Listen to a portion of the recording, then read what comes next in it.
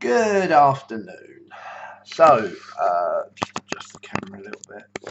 Um, Usually, my videos are aimed at people on a ketogenic diet, but today it's actually aimed at some of the people I kind of go to when I want to research something. I watch their YouTube videos or Google various reports and studies. Um, Now, what are the chances that one of them is actually going to watch this video? I'm going to try and make it fairly short, but I think fairly short for me is still going to be quite long. What is the chance that one of them is going to watch it all the way through and then ultimately comment on it? Fingers crossed. So the kind of people this is aimed at is Dr. Rhonda Patrick, who I'm a big fan of. A new person, funny enough, who I discovered through Rhonda Patrick, which is Dr. Sachin Panda.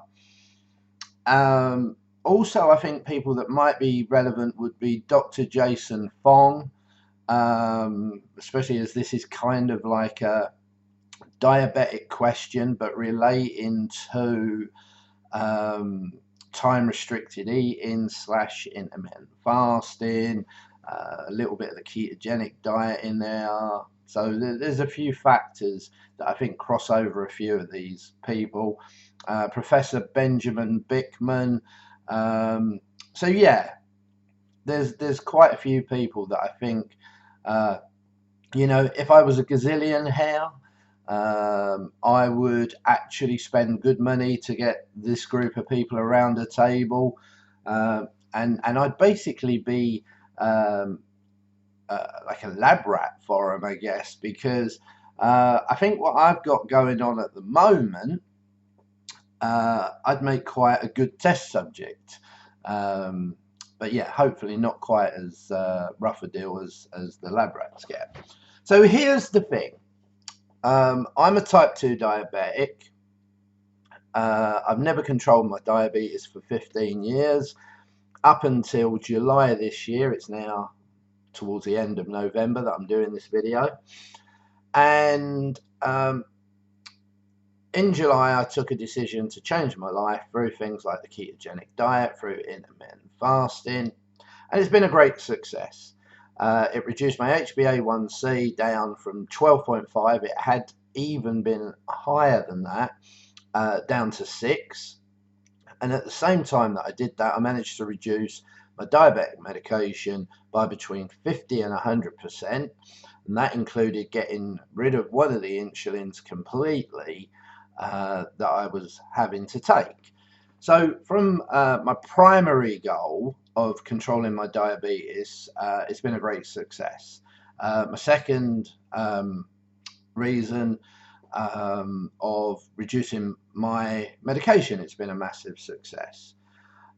Weight loss, which only come in at number 5 on my list of reasons, has been a little bit slower. The first week I started my ketogenic diet, I actually put 7 pounds on. Weird.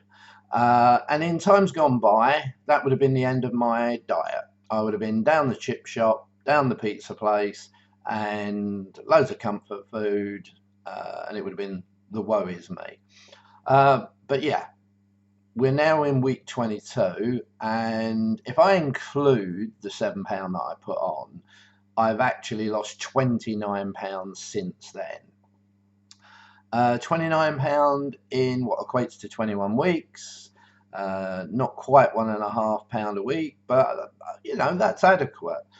But with the ketogenic diet, you see a lot of people saying, "Oh, I've lost 3 pound, 4 pound, 5 pound, 6 pound, 7 pound, 8 pound this week," and it does get a little disheartening when, as I say, some weeks I'm putting weight on, some weeks I'm plateauing, and some weeks I'm obviously losing weight.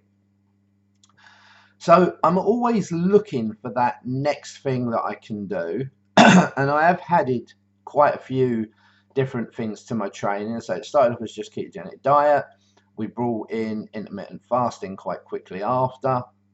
We added things like hypothermic conditioning, cold therapy, contrast showers. Damn, I even do a thing called Om chanting. So yeah, lots of different things. And another thing for other people that might watch this video, I also promote very much the idea of trying to allocate at least an hour a day. Sometimes I do as much as 2 hours a day, where I will watch either motivational videos or educational videos. And when I say educational, I'm talking about things on ketogenic, things on intermittent fasting, and all of the other bits in between. So the subject I want to talk about, and it would be amazing if one of these experts have got this far into the video and actually will comment on this. And it's talking about time restricted eating as opposed to intermittent fasting and the effects on the circadian rhythm, the circadian clock, whatever you want to call it. Which is something I hadn't even heard of until, again, I watched Dr. Rhonda Patrick and Dr. Sachin Panda talk about it, and it's quite interesting. And it does make me wonder if I would benefit from eating my main meal earlier in the day. But here's my thing, and the bit that I don't get. I do keep quite extensive. I take my blood sugar and my ketone readings 3 times a day. I do one that's first thing in the morning before I've had anything to eat or drink, so like a fasting one. I take one 2 hours after my brunch and one 2 hours after my dinner. As you can see, loads of different results. The first figure is the blood sugars. I'm sure you work that out. And the second figure is my ketones. It's not the same every day because I do mix up my intermittent fasting. Some days I'll do a 12-hour fast. I deem that like a normal day. I always make a point of trying to have eaten everything by 8 o'clock at night. So completely finished by 8 o'clock at night, not starting at 8, but finished by 8. On the 12-hour days, I obviously start eating at 8 in the morning, or that would be the earliest, not always the case. Sometimes I do a slightly longer fast, 16 hours, and eat at midday and have like a brunch. And some days, or 2 days a week, I do 24-hour fasts. So 8 p.m. the day before through to 8 p.m. the day after. And then I'll eat quite a light, lean protein with some MCT oil drizzled over it just to get me back into eating and then not really start eating back properly until the day after. So yeah, not every day is the same. But my point is, and whether this is relating to my type 2 diabetes, when I take my early morning, when supposedly our insulin resistance, is it? Not sure of the exact term, is at its best. This is what's being said with this, sort of time restricted eating, that it's better to eat early. My blood sugars are always at their highest in the morning.